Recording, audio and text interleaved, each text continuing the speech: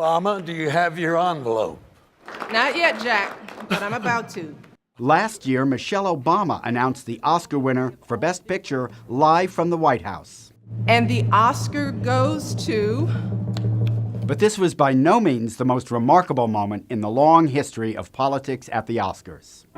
Just think of Michael Moore and Marlon Brando. Or, well, not Marlon Brando. In 1973, he won Best Actor for his role in The Godfather, but he sent Native American activist Shasheen Littlefeather to refuse it on his behalf. And the reasons for this being are the treatment of American Indians today by the film industry. The 70s would prove to be a political decade for the Academy. In '78, Vanessa Redgrave won for her role in Julia. Protesters from the Jewish Defense League burned her in effigy because of her support for the Palestine Liberation Organization.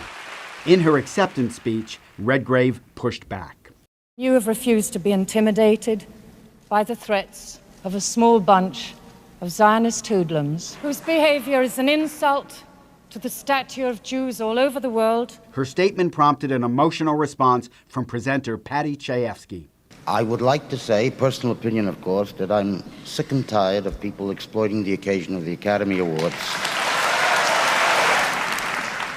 for the propagation of their own personal political propaganda. And all of this turned into fodder for host Johnny Carson a year later. Before we begin tonight, ladies and gentlemen, I would like to say for the record that I am in favor of using more American Indians and other minorities in motion pictures. I am against polluting the oceans of the world. I'm for every nationality having its own homeland. I'm against whacking baby seals on the head, and I'm for saving the whales. In 1993, Richard Gere went off script to make a political statement. So did Susan Sarandon and Tim Robbins. But it was in the 2000s that political fervor peaked.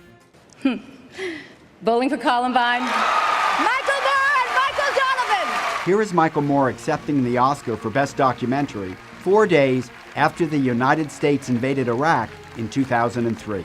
We like nonfiction. We like nonfiction, and we live in fictitious times. We live in a time where we have fictitious election results that elects a fictitious president. We live in a time where we have a man sending us to war for fictitious reasons. One of the most memorable and most recent political messages was one of hope. In 2009, Dustin Lance Black won for Best Original Screenplay. He paid tribute to the slain, openly gay politician Harvey Milk.